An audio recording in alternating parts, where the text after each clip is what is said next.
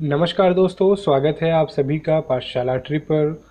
दोस्तों, railway NTPC और group D के एग्ज़ाम्स को ध्यान में रखते हुए हमने 250 से अधिक क्वेश्चनों के ऊपर पूरी एक सीरीज चलाई हुई है। और दोस्तों, यह सभी क्वेश्चन वेरी वेरी इंपॉर्टेंट हैं आप सभी के एग्ज़ाम्स के लिए। इस वीडियो से पहले भी दोस्तों हमने एक वीडियो बनाया हुआ है, उसमें दोस्तों हमने 25 क्वेश्चन रखे थे और इस वीडियो में भी हमने 25 क्वेश्चन रखे हुए हैं। और दोस्तों, आने वाली अगली वीडियोज़ में भी हम सब लगभग 250 क्वेश्चनों को कवर करेंगे। और दोस्तों, आप सभी हमारे चैनल को सब्सक्राइब कर लीजिए और बेल आइकन को भी प्रेस कर दीजिए, जिससे हमारी अगली आने वाली वीडियोस आप तक सबसे पहले पहुंच पाएँ और आप सभी इन 250 से अधिक क्वेश्चनों का लाभ ले पाएँ, जो आपके एग्ज़ाम से पहले आप सभी के लिए वेरी वेरी इंपॉर्टेंट हो सकते हैं। तो चलिए दोस्तों, वीडियो को शुरू करते हैं। पहला क्वेश्चन है दोस्तों, प्रस्तुतिकरण तैयार करने के लिए माइक्रोसॉफ्ट ऑफिस कौन सा अनुप्रयोग उपयुक्त है।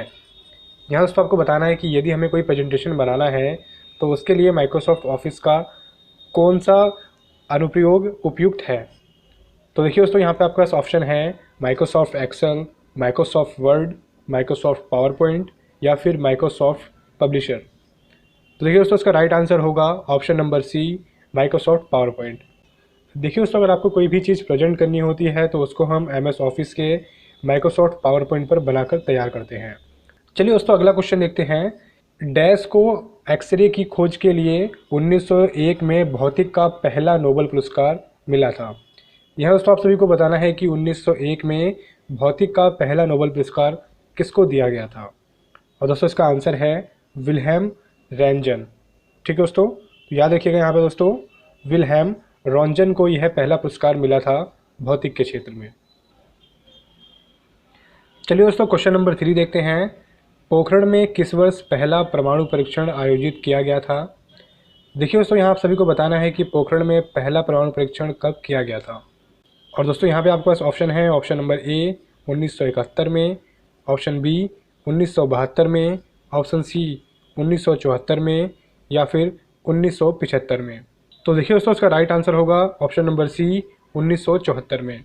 दोस्तों, 1974 में पोखरण जो कि राजस्थान में है, वहाँ पर पहला परमाणु परीक्षण भारत ने किया था। और दोस्तों, यह परीक्षण इंदिरा गांधी जी की सरकार में किया गया था और इस परीक्षण को स्माइलिंग बुद्धा नाम दिया गया था। ठीक है दोस्तों, यहाँ पर दोस्तों अतिरिक्त रूप से याद रखिएगा, भारत ने अपना पहला परमाणु परीक्षण 1974 में स्माइलिंग बुद्धा के नाम से किया था। ठीक है दोस्तों, चलिए आगे बढ़ते हैं। निम्न में से कौन भारत में बीमा का नियामक है। यहाँ दोस्तों आप सभी को बताना है कि भारत में कौन सी वो कंपनी है जो बीमाओं पर नियंत्रण स्थापित करती है। यहाँ पे दोस्तों ऑप्शन है आपके पास IRDA, option number B SEBI, option number C IMFI या फिर डी RBI। देखिए दोस्तों, उसका राइट आंसर होगा ऑप्शन नंबर ए IRDA। दोस्तों, IRDA भारत में बीमा कंपनियों पर नियंत्रण स्थापित करता है और जो भी बीमा धारक होते हैं उनके हितों को सुनिश्चित करवाता है। ठीक है दोस्तों, तो यहाँ पे याद रखिएगा, भारत में बीमा नियामक कंपनी कौन सी है, IRDA। क्वेश्चन नंबर 5 देखते हैं दोस्तों। निम्न में से उड़ीसा की सबसे बड़ी नदी कौन सी है। यहाँ पे दोस्तों आप सभी को बताना है कि उड़ीसा की सबसे बड़ी नदी का क्या नाम है। और दोस्तों, यहाँ पे आपके पास ऑप्शन है स्वर्णरेखा, महानदी, ब्रह्माणी या फिर वसुंधरा। तो देखिए दोस्तों, इसका राइट आंसर होगा ऑप्शन नंबर बी महानदी। दोस्तों, महानदी उड़ीसा की सबसे बड़ी नदी है। और दोस्तों, यह क्वेश्चन इंपॉर्टेंट है, कई बार यह क्वेश्चन डायरेक्टली आपके एग्जाम्स में पूछा गया है। चलिए दोस्तों, अगला क्वेश्चन देखते हैं। प्रसिद्ध स्वर्ण मंदिर निम्नलिखित में से किस झील के मध्य में स्थित है। यहाँ दोस्तों आप सभी को बताना है कि जो गोल्डन टेम्पल है वो किस झील के मध्य में स्थित है। और दोस्तों, यहाँ पे ऑप्शन है गोल्डन झील, अमृत सरोवर झील, सुखना झील या फिर हरिके झील। और दोस्तों, इसका राइट आंसर होगा option number B Amrit Sarovar झील। ठीक है दोस्तों, तो यहाँ पे याद रखिएगा, गोल्डन टेम्पल जो है वो अमृत सरोवर झील के मध्य में स्थित है। चलिए दोस्तों, क्वेश्चन नंबर 7 देखते हैं। विश्व पर्यटन दिवस कब मनाया जाता है। दोस्तों, इसका राइट आंसर होगा ऑप्शन नंबर सी 27 सितंबर को। ठीक है दोस्तों, चलिए दोस्तों अगला क्वेश्चन देखते हैं। भारत का कौन सा राज्य जूट का सबसे बड़ा उत्पादक है। तो दोस्तों, यहाँ पे आपके पास ऑप्शन है उड़ीसा, बिहार, झारखंड, पश्चिम बंगाल। दोस्तों, यहाँ आपको बताना है कि इनमें से सबसे ज़्यादा जूट का उत्पादन कौन सा राज्य करता है। दोस्तों, इसका राइट आंसर होगा ऑप्शन नंबर डी पश्चिम बंगाल। ठीक है दोस्तों, याद रखिएगा, पश्चिम बंगाल भारत में सबसे ज़्यादा जूट का उत्पादन करता है? चलिए दोस्तों क्वेश्चन नंबर 9 देखते हैं। भारत के सर्वोच्च न्यायालय की स्थापना कब की गई? यहाँ दोस्तों आपको बताना है कि भारत में जो सर्वोच्च न्यायालय है उसकी स्थापना कब की गई थी। दोस्तों यहाँ पे ऑप्शन है 1935 में, 1947 में, 1950 में या फिर 1952 में। तो देखिए दोस्तों इसका राइट आंसर होगा ऑप्शन नंबर सी, 1950 में। दोस्तों आप सभी जानते हैं कि 1947 में भारत आज़ाद हुआ और 26 जनवरी 1950 को भारत ने अपना संविधान लागू कर दिया। दोस्तों संविधान लागू होने के साथ साथ 1950 में ही भारत की सर्वोच्च न्यायालय भी अस्तित्व में आ गई। दोस्तों यहाँ पे याद रखिएगा 1950 में भारत की सर्वोच्च न्यायालय की स्थापना की गई थी। ठीक है दोस्तों, चलिए आगे बढ़ते हैं। सीरिया की राजधानी है, यहाँ दोस्तों आप सभी को बताना है कि जो आपको ऑप्शन दिए गए हैं इनमें से सीरिया की राजधानी कौन सी है। और दोस्तों आपके पास ऑप्शन है डरबन, लेबनान, दामस्कम या फिर बैरूत। दोस्तों इसका राइट आंसर है ऑप्शन नंबर सी, दामस्कम। ठीक है दोस्तों, याद रखिएगा सीरिया की राजधानी दामस्कम है। क्वेश्चन 11 देखते हैं दोस्तों। यहाँ आप सभी को बताना है कि प्रधानमंत्री क्या है। सरकार का प्रधान, लोकसभा का नेता, अपनी इच्छा से मंत्रियों के पोर्टफोलियो को बदल सकता है या फिर उपरोक्त सभी। दोस्तों इसका राइट आंसर होगा उपरोक्त सभी। देखिए दोस्तों प्रधानमंत्री सरकार का प्रधान भी होता है, लोकसभा का नेता भी होता है और अपनी इच्छा से मंत्रियों के पोर्टफोलियो को बदल भी सकता है। तो दोस्तों इसका राइट आंसर होगा उपरोक्त सभी। अगला क्वेश्चन है दोस्तों, भारतीय नेपोलियन की उपाधि किसे दी गई है। यहाँ दोस्तों आप सभी को बताना है कि भारत का नेपोलियन किसे कहा जाता था या फिर नेपोलियन की उपाधि भारत में किस सम्राट को दी जाती थी। और दोस्तों यहाँ पे ऑप्शन है चंद्रगुप्त मौर्य, समुद्रगुप्त, चंद्रगुप्त प्रथम या फिर हर्षवर्धन। दोस्तों इसका राइट आंसर होगा ऑप्शन नंबर बी, समुद्रगुप्त। दोस्तों समुद्रगुप्त को 100 युद्धों का विजेता भी कहा जाता था और दोस्तों इसी कारण से इसको नेपोलियन की उपाधि दी गई थी। और दोस्तों नेपोलियन इतिहास में बहुत बड़े बड़े युद्धों को जीतने के कारण जाना जाता है। उसके बारे में दोस्तों हम चर्चा करेंगे किसी और वीडियो में डिटेल में। चलिए दोस्तों अभी के लिए आगे बढ़ते हैं। चलिए दोस्तों अगला क्वेश्चन देखते हैं। एशिया की सबसे लंबी नदी का क्या नाम है या फिर एशिया की सबसे लंबी नदी का नाम बताइए। यहाँ पर दोस्तों ऑप्शन है येंसी, अमेजन, नील, यांग तेजी। दोस्तों इसका राइट आंसर होगा ऑप्शन नंबर डी, यांग तेजी। दोस्तों यांग तेजी नदी एशिया की सबसे लंबी नदी है और दोस्तों दुनिया की सबसे लंबी नदी कौन सी है, नील नदी। याद रखिएगा दोस्तों दुनिया की सबसे लंबी नदी तो नील है और एशिया की सबसे लंबी नदी यांग तेजी नदी है जो कि चाइना में बहती है। और दुनिया में सबसे ज़्यादा पानी ले जाने वाली जो नदी है वो दोस्तों अमेजन है। तो दोस्तों यहाँ पे मैंने आपको 3 नदियों के बारे में बताया, अमेजन, नील और यांग तेजी। अब दोस्तों नीचे आप सभी मुझे कमेंट करके बताइएगा कि भारत की सबसे बड़ी नदी का क्या नाम है। ठीक है दोस्तों, अगला क्वेश्चन देखते हैं दोस्तों। पृथ्वी पर एक बड़े क्षुद्रग्रह के टकराने से डायनासोर के विलुप्त हो जाने का सिद्धांत डैश के द्वारा दिया गया। दोस्तों वेरी वेरी इंपॉर्टेंट क्वेश्चन है और यह क्वेश्चन भी डायरेक्टली कई बार एग्जाम्स में पूछा गया है। और दोस्तों इसका राइट आंसर होगा ऑप्शन नंबर बी, लुइस ओलावेरेज। चलिए दोस्तों क्वेश्चन नंबर 15 देखते हैं। भारत के पहले चुनाव आयुक्त थे। यहाँ दोस्तों आप सभी को बताना है कि भारत के पहले चुनाव आयुक्त कौन थे। इसका राइट आंसर होगा सुकुमार सेन। दोस्तों सुकुमार सेन भारत के पहले चुनाव आयुक्त थे। दोस्तों वही चुनाव आयोग जो भारत में चुनाव कराता है उसके दोस्तों पहले चुनाव आयुक्त सुकुमार सेन जी थे।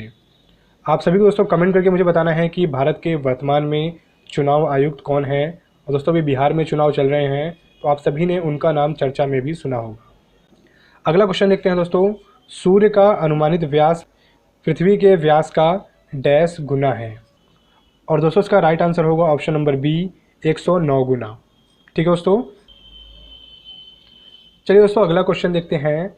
गुवाहाटी का ऐतिहासिक नाम क्या था। यहाँ दोस्तों आप सभी को बताना है कि गुवाहाटी शहर का ऐतिहासिक या फिर पुराना नाम क्या था। और दोस्तों इसका राइट आंसर होगा ऑप्शन नंबर डी, प्रगज्योतिषपुरम। ठीक है दोस्तों, तो यहाँ पे याद रखिएगा प्रगज्योतिषपुरम गुवाहाटी शहर का पुराना या फिर ऐतिहासिक नाम था। ठीक है दोस्तों, चलिए आगे बढ़ते हैं। भारत के ब्रिटिश ईस्ट इंडिया कंपनी द्वारा निर्मित सबसे पुराने बंदरगाह का नाम बताइए। यहाँ दोस्तों आप सभी को बताना है कि ब्रिटिश ईस्ट इंडिया कंपनी के द्वारा निर्मित सबसे पुराने बंदरगाह का क्या नाम था। यहाँ पर दोस्तों ऑप्शन है कोलकाता बंदरगाह, चेन्नई बंदरगाह, मुंबई बंदरगाह या फिर विशाखापट्टनम बंदरगाह। और दोस्तों इसका राइट आंसर होगा ऑप्शन नंबर ए, कलकत्ता बंदरगाह। और दोस्तों यह क्वेश्चन वेरी इंपॉर्टेंट है, कई बार यह पूछा गया है कि ईस्ट इंडिया कंपनी ने भारत में सबसे पहले किस बंदरगाह को बनाया था। तो दोस्तों इसका राइट आंसर होगा ऑप्शन नंबर ए, कलकत्ता बंदरगाह। ठीक है दोस्तों, चलिए दोस्तों क्वेश्चन नंबर 19 देखते हैं। भारत के सबसे पश्चिम में स्थान का नाम बताइए, या फिर वह कौन सा स्थान है जो भारत के सबसे वेस्ट में स्थित है। दोस्तों इसका राइट आंसर होगा ऑप्शन नंबर डी, गुहार मोती। दोस्तों गुहार मोती गुजरात राज्य का एक स्थान है और यह कच्छ के पास में है। ठीक है दोस्तों, चलिए दोस्तों अगला क्वेश्चन देखते हैं। भारत के सबसे छोटे ज़िले का क्या नाम है, या फिर भारत का सबसे छोटा ज़िला कौन सा है। और दोस्तों इसका राइट आंसर है ऑप्शन नंबर डी, माहे।